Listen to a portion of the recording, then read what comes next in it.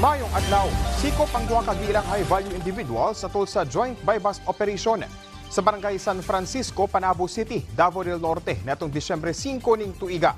Gilang mga dinakpan nga sila alias Gang ug alias Cesar. Nakuha kanila ang anas kapin 4,000 grams sa gituang shabu nga dunay standard drug price nga 27,608,000 pesos.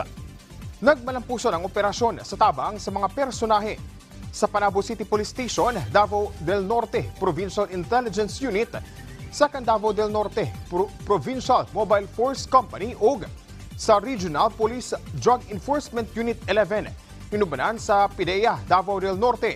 Ang mga nasikop nga individual ug ang mga nakuhang ebidensya gikustodiya na sa Panabo City Police Station alang sa pagpasangat ug kasong paglapas sa Republic Act No. 9165 kon Comprehensive Dangerous Drugs Act of 2002.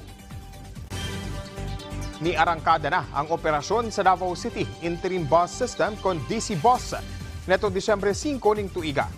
Dinhi atubangan sa Toril District Hall ang usa sa 124 ka gitagana nga bus stop alang sa pagsakay sa DC bus nga giatangan sab sa daghang mga pasahero.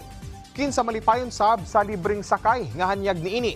Matag bus unit adunay 46 seating capacity ug duna sab gitagana nga lingkuranan alang sa mga persons with disability kon PWD, senior citizens ug buntis.